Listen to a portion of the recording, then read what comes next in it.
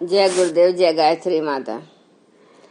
आगे गुरुदेव जी अपने प्रज्ञा पुराण में लिखते हैं कि आदर्शवादी दुस्साहस की ही प्रशंसा होती है। वह सत्साहस के रूप में उत्पन्न होता है और असंख्यों को अनुप्राणित करता है। श्रेय किस व्यक्ति को मिला, यह बात नितांत गौण है। यह तो झंडा लेकर आगे चलने वालों की फोटो के समान है, जबकि उस सैन्य दल में अनेकों का शौर्य पुरुषार्थ झंडाधारी की तुलना में कम नहीं अधिक होता है। सत्यार्थताम गतास्तेचु तत्वज्ञानेन बोधिता कार्यः संक्षिप्त सारेण यदमृतमिति स्मृत तुलना कल्पवृक्षणे मणिना पारदेन च यस्य जाता सदा तत्वज्ञानं तत्ते वदाव्यहं तत्वचिन्तनतः प्रज्ञा जागत्रया तमि विनिर्मृतो प्राज्ञ प्रसज्जते चात्म विनिर्माणे च संभवे तस्याति सरला विश्व निर्माण से आस्ति भूमिका कठिना दृश्यमानापि ज्ञानम कर्म भवे ततः प्रयोजनानि सिद्ध्यन्ति कर्मणा नात्र संशय सद्ज्ञान देव्यास्त स्यात्सु महाप्रज्ञति सा स्मृता उपासना संसाधना या उपक्रम व्यापकस्तु प्रकर्तव्यो विश्वव्यापी यथा भवेत। टीका, ऐसे लोगों को सत्पात्र माना जाए, उन्हें उस तत्व ज्ञान को सारे संक्षेप में हृदयंगम कराया जाए जिसे अमृत कहा गया है, जिसकी तुलना सदा पारसमणि और कल्प वृक्ष से होती रही है। वही तत्व ज्ञान तुम्हें बताता हूँ। तत्व चिंतन से प्रज्ञा जागती है। प्रज्ञावान आत्मनिर्माण में जुटता है। जिसके लिए आत्मनिर्माण कर पाना संभव हो सका है, उसके लिए विश्व निर्माण की भूमिका निभा सकना अति सरल है। भले ही वह बाहर से कठिन दिखती हो, ज्ञान ही कर्म बनाता है। कर्म से प्रयोजन पूरे होते हैं, इसमें संदेह नहीं। उस सद्ज्ञान की देवी महाप्रज्ञा है, जिनकी उन दिनों उपासना, साधना और आराधना का व्यापक उपक्रम बनना चाहिए। सत्पात्रों को गायत्री महाविद्या का अमृत पारस कल्प वृक्ष रूपी तत्व ज्ञान दिया जाना इस कारण भगवान ने अनिवार्य समझा, ताकि वे अपने प्रसुप्ति को जगा प्रकाशवान हों, ऐसे अनेक के हृदय को प्रकाश से भर सके। अमृत अर्थात ब्रह्म ज्ञान वेद माता के माध्यम से, पारस अर्थात भावना प्रेम विश्व माता के माध्यम से, एवं कल्प वृक्ष अर्थात तपोबल देवत्व की प्राप्ति देवात्म के माध्यम से, ये तीनों ही धाराएं एक ही महाप्रज्ञा के तीन दिव्य प्रवाह हैं।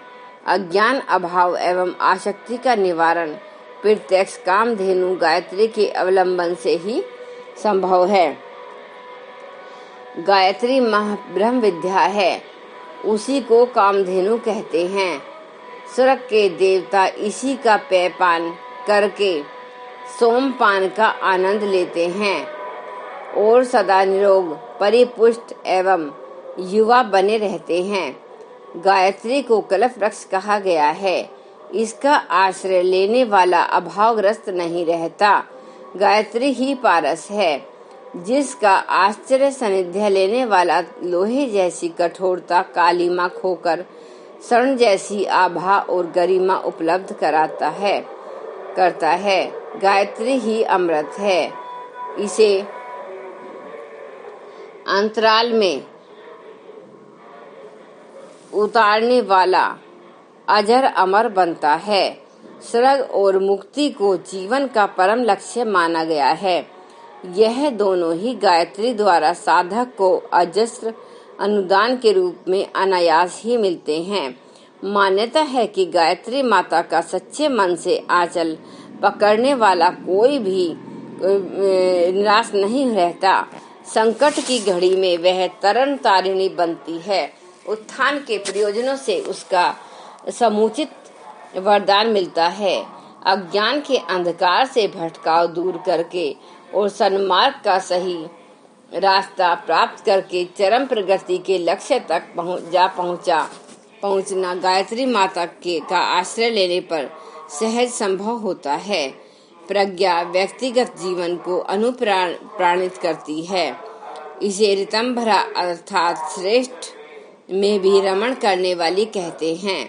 महाप्रज्ञा इस ब्रह्मांड में संव्याप्त है। उसे दूरदर्शिता, विवेकशीलता, न्याय निष्ठा, सद्भावना, उदारता के रूप में प्राणियों पर अनुकंपा बरसाते और पदार्थों को गतिशील, सुव्यवस्थित एवं सौंदर्य युक्त बनाते देखा जा सकता है। पर ब्रह्म की वह धारा जो मात्र मनुष्य के काम आती है एवं आगे बढ़ाने, ऊंचा उठाने की भूमिका निभाती है, महाप्रज्ञा है। ईश्वरीय अगणित विशेषताओं एवं क्षमताओं से प्राणी जगत एवं पदार्थ जगत उपकृत होते हैं, किंतु मनुष्य को जिस आधार पर ऊर्ध्वगामी बनाने, परम लक्ष्य तक पहुंचने का अवसर मिलता है, उसे महाप्रज्ञा ही समझना चाहिए। इसका जितना अंश जिसे जिस प्रकार भी उपलब्ध हो जाता है, वह उतने ही अंश में कृतकृत्य बनता है। मनुष्य में देवत्व का दिव्य क्षमताओं का उदय उद्धव मात्र एक ही बात पर अवलंबित है कि महाप्रज्ञा की अवधारणा उसके लिए कितनी मात्रा में संभव हो सकी है। महाप्रज्ञा का ब्रह्म विद्या पक्ष अंतकरण को उच्च स्तरीय आस्थाओं से आनंद विभोर करने के काम आता है। दूसरा पक्ष साधना है, जिसे विज्ञान या पराक्रम कह सकते हैं। इसके अंतर्गत आस्था को उछाला और परिपुष्ट किया जाता है। मात्र ज्ञान ही पर्याप्त नहीं होता, कर्म के आधार पर उसे संस्कार, स्वभाव, अभ्यास के स्तर तक पहुंचाना होता है। साधना का प्रयोजन श्रद्धा को निष्ठा में निर्धारण की अभ्यास की स्थिति में पहुंचाना है।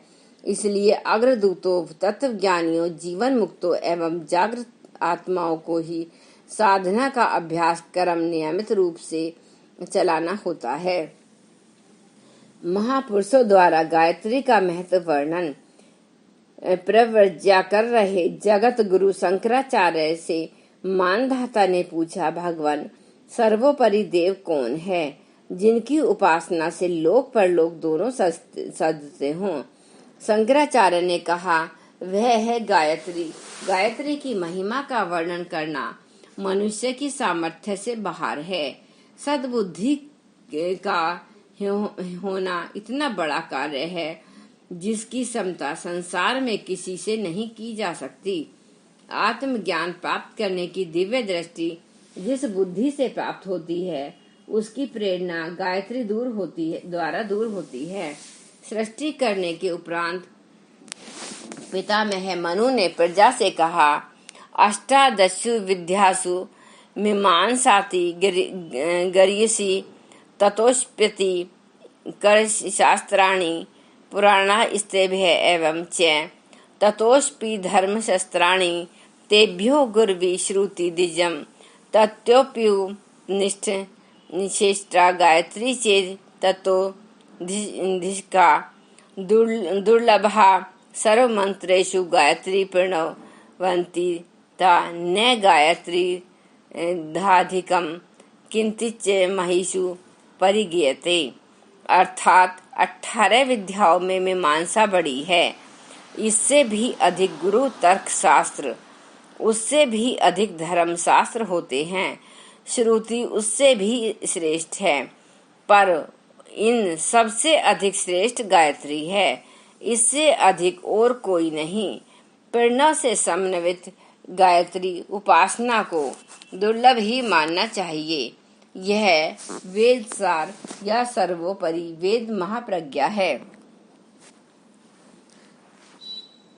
रामकृष्ण परमहंस ने शिष्यों को संबोधित कर कहा, गायत्री उपासना का जितना विस्तार होगा, यह देश उतना ही शक्तिशाली, सामर्थ्य और सिद्ध होता जाएगा। छोटे से गायत्री मंत्र के में सारे विश्व की सामर्थ्य विद्वान है। यहाँ तक कि ब्रह्मा, विश्वामित्र, राम एवं कृष्ण ने भी इसी आद्य शक्ति गायत्री की शरण ली एवं सृष्टि रचना, अवतार, प्रयोजन इसी प्रकार पूरे हुए। अगले दिनों भी यही होने जा रहा है। अपने युग में भगवान की सत्ता प्रज्ञा अवतार के रूप में प्रकट हो रही है। इसकी कलाएं 24 हैं। गायत्री के 24 अक्षरों में से प्रत्येक को एक कला किरण माना जाता है। इन दिव्य धाराओं के बीज रूप में वह सब कुछ विद्यमान है जो मानवीय गरिमा को स्थिर एवं समुन्नत बनाने के लिए आवश्यक है। सूर्य के सप्त मुख, सप्त आयुध प्रसिद्ध हैं। सविता की प्राण सत्ता, गायत्री की शक्ति धारणाएं इससे अधिक है।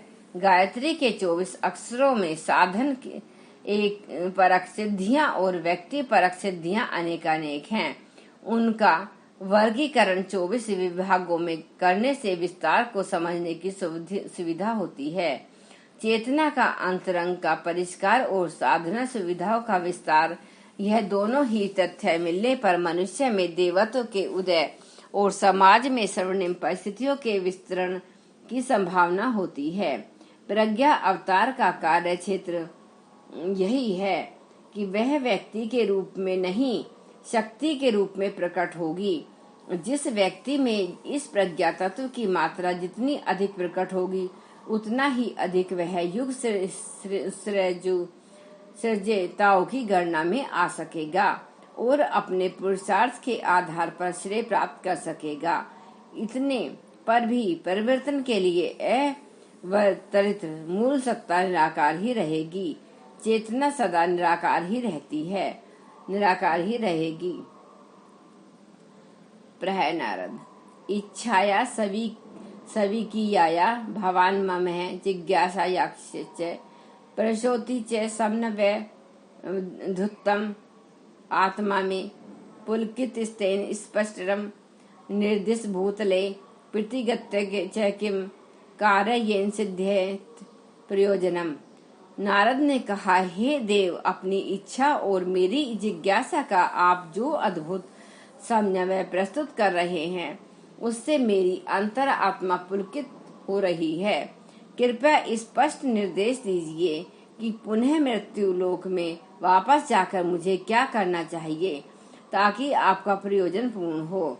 उवाच, भगवान स्ततः दिग्भ्रांतान दृश्य गिरते यथार्थाया आलोकम सन्मार्गे गन्तुमेव च तर्कथयुतम मार्ग तवम प्रदर्श्य सांप्रतम उपाय च द्वितीय च तदाधार समुद्रवम उत्साहम सरले कार्य योज्या भयसतताम यततः परिचितम युग धर्मे च गच्छे युवार्णवा समे चरणोद्वामिमो पूर्णावाधारम प्रगतिर्म अवतार क्रिया करता चेतना सा युगांतरा।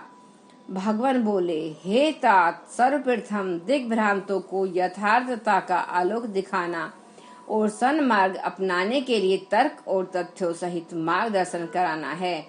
दूसरा उपाय इस आधार पर उभरे हुए उत्साह को किसी सरल कार्यक्रम में जुटा देना है ताकि युग धर्म से वे परिचित और अभ्यस्त हो सकें। इन दो चरणों के उठ जाने पर आगे की प्रगति का आधार मेरी अवतरण प्रक्रिया युगांतरीय चेतना स्वयं संपन्न कर लेगी।